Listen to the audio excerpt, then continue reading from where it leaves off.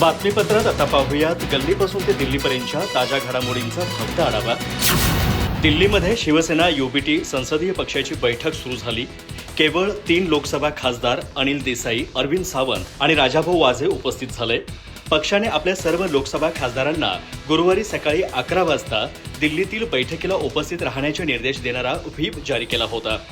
बैठकीपूर्वी पत्रकार परिषदेमध्ये युबीटीचे राज्यसभा खासदार संजय राऊत म्हणाले की आमच्या खासदारांचं अपहरण झालं आहे। जे बैठकीला येतात ते आमच्यासोबत आहेत, जे येत नाहीत ते गद्दार आहेत। दरम्यान शिवसेनेचे विधान परिषद सदस्य चंद्रकांत रघुवंशी यांनी गुरुवारी दावा केला की युबीटीचे 6 खासदार शिवसेनेत सामील झाले आहेत। ते म्हणाले की ऑपरेशन टायगर पूर्ण झालं। वास्तविक पाहता युबीटीच्या 9 खासदारांपैकी 6 जणांनी बंड केला आहे। सूत्रांनुसार या 6 खासदारांनी बुधवारी सकाळी 9:30 वाजता लोकसभा अध्यक्ष ओम बिर्ला यांना पत्र पाठवून शिंदे गटात सामील होण्याची इच्छा व्यक्त केली आहे। तथापि अध्यक्ष आणि बंडखोर गटाकडून याला अद्याप दुजोरा मिळालेला नाही।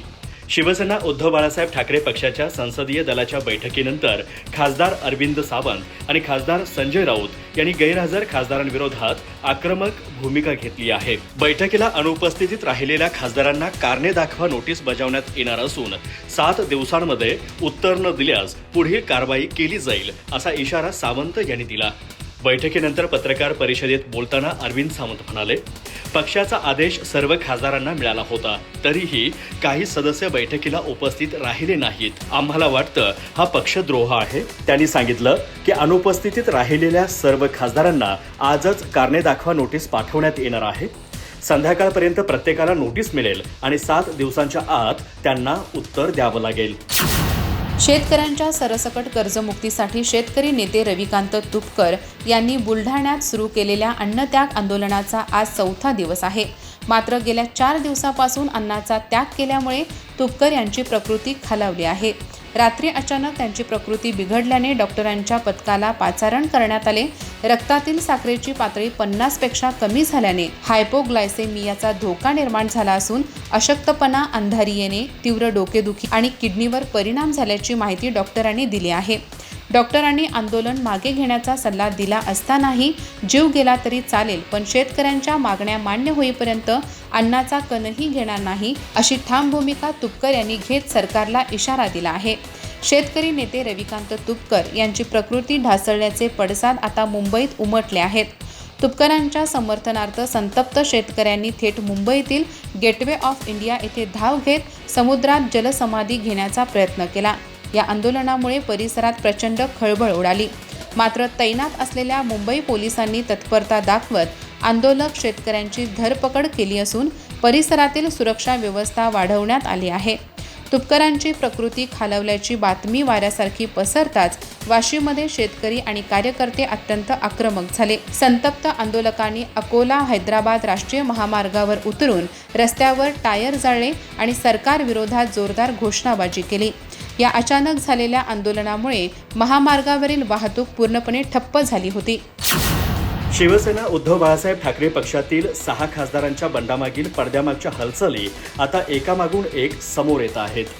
दिल्लीतल्या द लीला हॉटेलमध्ये मुक्काम, मध्यरात्री एकनाथ शिंदेंसोबत झालेले कॉन्फरन्स कॉल, श्रीकांत शिंदेंची रणनीती आणि त्यानंतर खासदारांना थेट जयपूरला हलवण्याचा निर्णय, यामुळे ऑपरेशन टायगरची चर्चा आणखीनच रंगली आहे। 18 जून रोजी ठाकरे गटाने संसदीय पक्षाची बैठक बोलावली होती। या बैठकीसाठी पक्षाकडून अधिकृत व्हीपही जारी करण्यात आला होता। मात्र लोकसभेतील 9 पैकी केवळ 3 खासदार बैठकीला उपस्थित राहिले। अरविंद सावंत, अनिल देसाई आणि राजाभाऊ वाजे हे खासदार बैठकीला उपस्थित होते, तर संजय जाधव, संजय देशमुख, नागेश पाटील आष्टीकर, ओमराजे निंबाळकर, भाऊसाहेब वाकचौरे आणि संजय दिना पाटील हे 6 खासदार गैरहजर राहिले।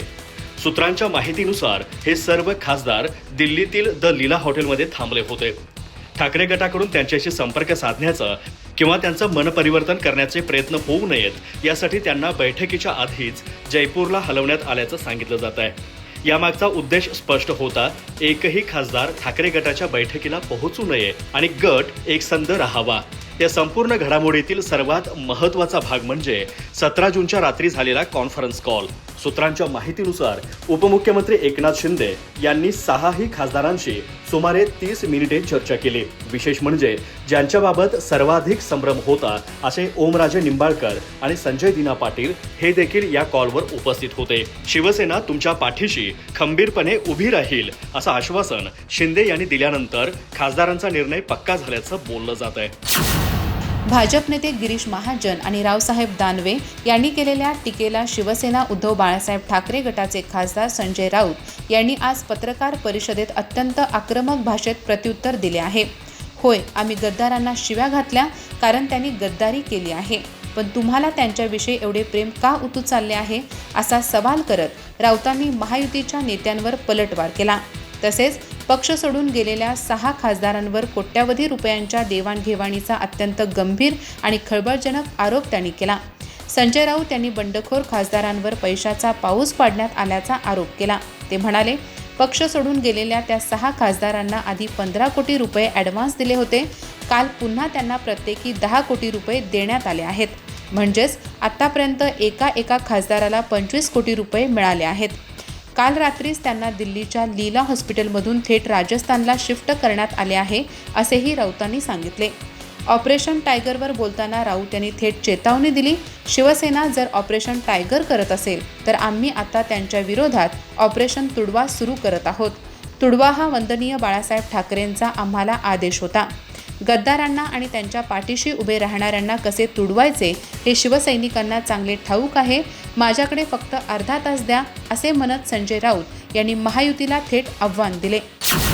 शिवसेना उद्धव बाळासाहेब ठाकरे गटातील 6 खासदारांनी स्वतंत्र गट स्थापन करण्याचा निर्णय घेतल्याच्या घडामोडींमुळे राज्यातील राजकारणात मोठी खळबळ उडाली आहे. या पार्श्वभूमीवर शिंदे गटाचे नेते आणि उद्योगमंत्री उदय सामंत यांचं एक व्हॉट्सअप स्टेटस सध्या चर्चेचा विषय ठरतोय. मिळालेल्या माहितीनुसार उदय सामंत यांनी आपल्या व्हॉट्सअप स्टेटसमध्ये मोठमोठे गार केले गंमतमध्ये असा मजकूर शेअर केला आहे.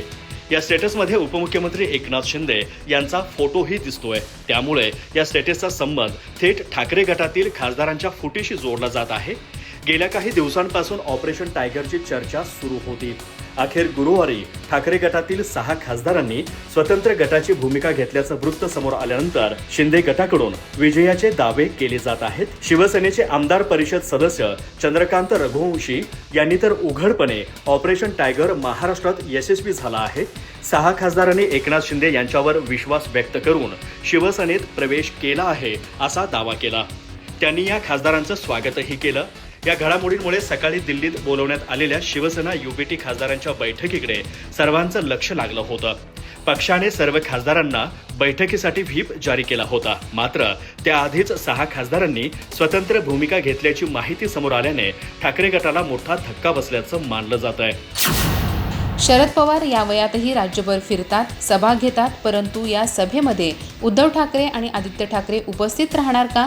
ते घराबाहेर पडून सोडून गेलेल्या खासदारांच्या मतदारसंघात एखादी सभा घेणार आहेत का? त्यांना घराबाहेर पडायचेच नसते. शरद पवार या वयातही आंदोलनं करतील, मोर्चे काढतील.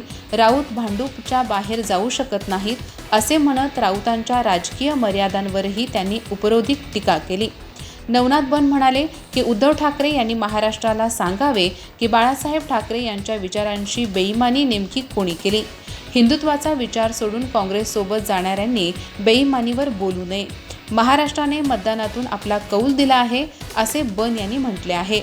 नवनाथ बन म्हणाले की महाराष्ट्राच्या राजकारणाचा गोलपिठा झाल्याचा आरोप करणारे संजय राऊत यांनी आधी स्वतःच्या राजकारणाचा विचार करावा. बाळासाहेब ठाकरे यांचे विचार सोडून काँग्रेसच्या मांडीला मांडी लावून बसलेले लोक आज महाराष्ट्राला नैतिकतेचे धडे देत आहेत.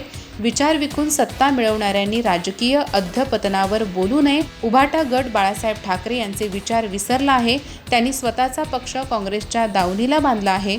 उभाटाने भविष्याची चिंता करायची गरज आहे. उभाटानेच दलाली करण्याची सुरुवात केली आहे. राऊतांचे ट्विट म्हणजे हातात कबाब घेऊन शाकाहारावर व्याख्यान देण्यासारखे आहे. काल ठाकरेंच्या एका नेत्याने 6 खासदारांना शिवीगाळ केली. त्याचा परिणाम आज त्यांना जाणवले. त्यांना त्या पक्षात राहायचं नाही हे आता जवळपास निश्चित झालं आहे. म्हणून यापुढे ते 6 खासदार काय निर्णय घेतात यावर सर्व काही ठरणार आहे. त्यांना कारवाईच्या नोटिसा दिल्या जातील, पण 6 खासदार त्याला एकत्रित सामोरे जातील, असं शिवसेना नेते संजय शिरसाट यांनी म्हटलं आहे. संजय शिरसाट म्हणाले की उद्धव ठाकरे हे शेवटच्या क्षणांना फोन करतात. त्यांचा तो स्वभावच आहे. पाणी वाहून गेल्यानंतर मनधरणी करण्यात काहीही अर्थ नाही हे उद्धव ठाकरेंना आधीच समजलं होतं. ऑपरेशन टायगर आम्ही केलेलं नाही, ते खासदार नाराज होते, त्यांनी निर्णय घेतला. त्या खासदारांनी कुठे जायचं याचा निर्णय एकनाथ शिंदे घेतील. गद्दार, खोके अशी टीका ठाकरे गट करेल, त्यांचं ठरलेली वाक्य आहेत. संजय शिरसाट म्हणाले की विधान परिषदेच्या सर्व जागा महायुती जिंकणार आहे. महायुतीसोबतच इतर मतदार सुद्धा आमच्या उमेदवारांना मतदान करणार आहेत. जे जिंकले त्यांच्यावर आरोप करणं हेच हरलेल्या व्यक्तीचं काम आहे. विधान परिषद निवडणुकीत मवियातील तिन्ही पक्ष एकत्र नसल्याने त्यांचा पराभव निश्चित झालेला होता. कोणत्याच मतदारसंघात त्यांची एकजूट दिसून आली नाही. त्यामुळे त्यांनी पराभवाचे खापर दुसऱ्यावर फोडण्याचा प्रयत्न करू नये. मविया अस्तित्वात राहिली नाही हे त्यांनी आता मान्य केलं पाहिजे. मुंबईत गेल्या काही दिवसापासून गाजत असलेल्या पांढऱ्या पट्टीच्या वादात आता एक घडामोड समोर आली आहे. जैन साधू साध्वींसाठी मारण्यात आलेल्या पांढऱ्या पट्टीचा मुद्दा सर्वप्रथम उचलून धरणारा सोशल मीडिया इन्फ्लुएन्सर आणि यूट्यूबर प्रसाद वेदपाठक याच्यावरच आता घाटकोपर पोलीस ठाण्यात गुन्हा दाखल करण्यात आला आहे. जैनांची बाजू घेण्याच्या रागातून एका वकील महिलेला धमकावल्याचा आणि शिवीगाळ केल्याचा गंभीर आरोप त्याच्यावर ठेवण्यात आला आहे. प्रसाद वेदपाठक राहतो त्याच घाटकोपरमधील कैलास अव्हेन्यू सोसायटीमध्ये राहणाऱ्या वकील कृपा याज्ञिक यांनीही पोलिसात तक्रार दिली आहे. याज्ञिक यांच्या म्हणण्यानुसार जेव्हा प्रसादने पांढऱ्या पट्टीचा मुद्दा उपस्थित केला तेव्हा त्याने त्यांचेही मत विचारले होते. मी हिंदू असले तरी कुणाला त्या पट्टीमुळे मदत होत असेल तर यात मला काही गैर वाटत नाही. यात धर्म आणण्याची गरज नाही असे मत याज्ञिक यांनी मांडले होते. मात्र याच गोष्टीचा राग मनात धरून प्रसादने तू जैन समाजाला साथ दिलीस असे म्हणत त्यांना टार्गेट करण्यास सुरुवात केली. तक्रारदार वकील कृपा याज्ञिक यांनी माध्यमांना सांगितले की हा विषय संपल्यानंतर 10 जून रोजी सोशल मीडियावर मास रिपोर्टिंग सुरू झाले. त्यात मीही सहभागी होते. त्यानंतर प्रसादने मला थेट टार्गेट केले. तू हिंदू असून असं केलंस त्यामुळे माफी माग, नाहीतर तुला खूप भोगावे लागेल अशी धमकी त्याने दिली. मी माफी मागण्यास नकार दिल्यावर त्याने मला आणि माझ्या प्रोफेशनला अत्यंत अश्लील शिवीगाळ केली. तो एवढ्यावरच थांबला नाही तर थेट माझ्या घरी येऊन त्याने माझ्याशी भांडण केले आणि आक्षेपार्ह शब्द वापरले. या सर्व प्रकारानंतर याज्ञिक यांनी घाटकोपर पोलिसात धाव घेत प्रसाद विरोधात रीतसर तक्रार दाखल केली. अधिक माहिती आणि ताज्या घडामोडींसाठी आजच आमचे चॅनल सबस्क्राईब करा.